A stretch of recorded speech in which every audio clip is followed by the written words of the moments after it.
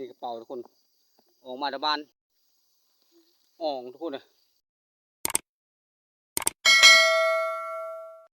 ดีและสวัสดีพี่น้องทางฝั่งลาวฝั่งไทยต่างประเทศก็ดี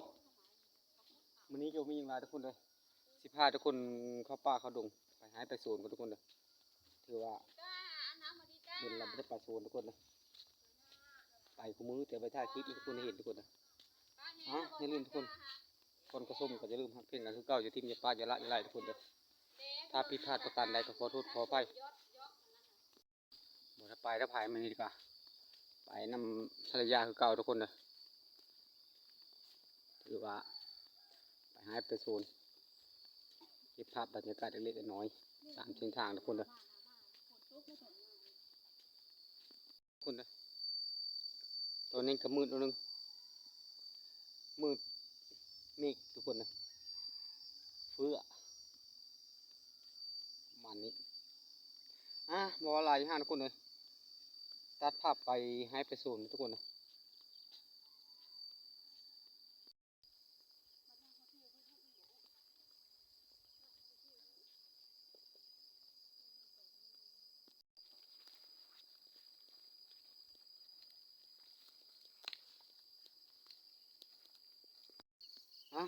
เอาโซนทุกคนนะบ้านนะประมาณนี้นะโซนทุกคนนี่มาซักเข้าทุกคนเริ่มมาเลยมาซักเข้าโซนเพราะเอ็ดหน้าเนี่ยเอ็ดโซนเนี่ยจากนั้นก็คือไปอยู่คุมกินทุกคน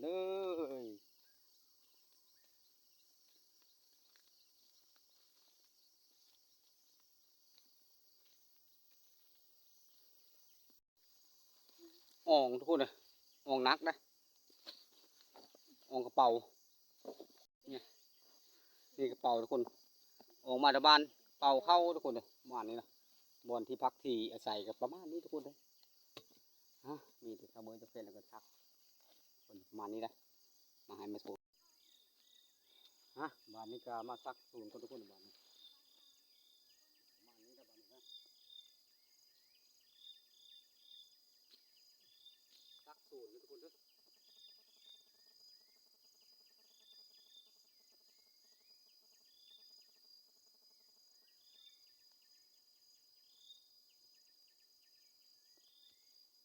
มันซักกาทุกคนซักโซน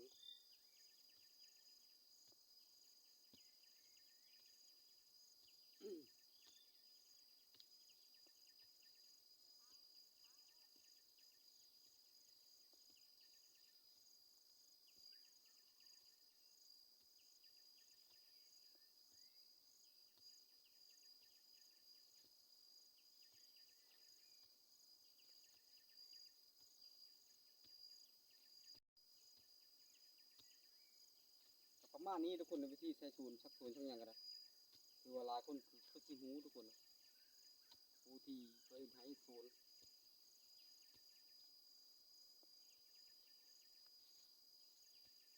ซัก2 คนทุกคนมันฮะ2 สามีพันยาประมาณนี้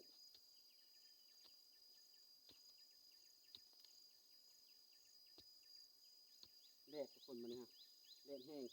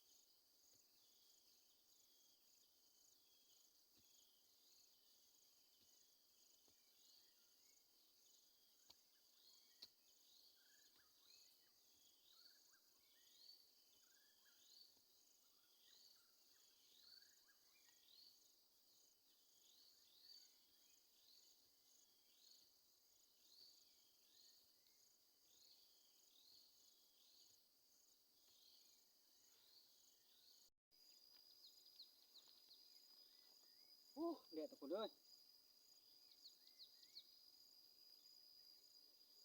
ฮ้อนแดดทุกคนเด้อ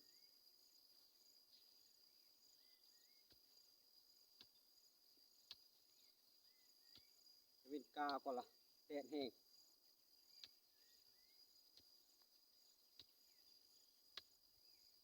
นี่ก็จะเป็นได้สู้ทุกคนเอ้ย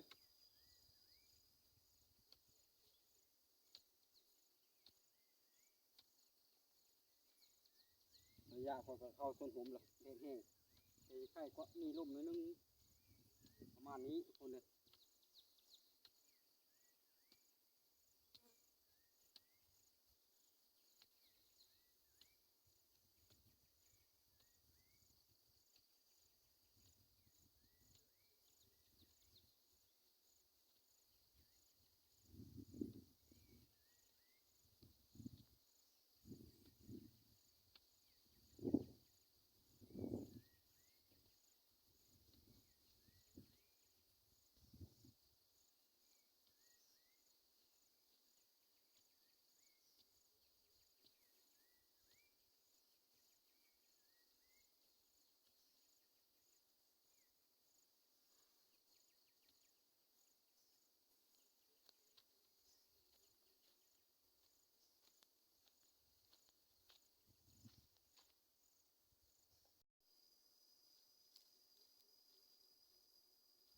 แดดจะเป็นเงาทุกคน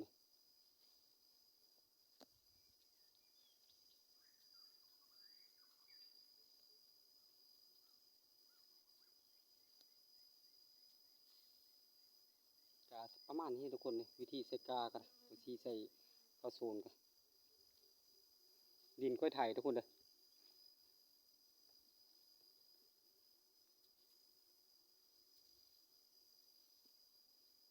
ลูกหญ้าพร้อมทุกคนเลย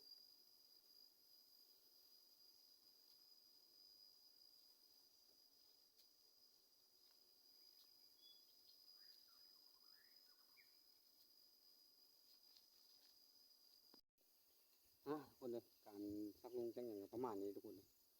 ก็ถือว่าตอนนี้ก็ทิ้งกันทุกคนเลยจะได้พักระบาดแต่ว่าคลิปนี้ก็มาเท่านี้ก็อาจจะจบตรงนี้ทุกคนเลยถือว่าการ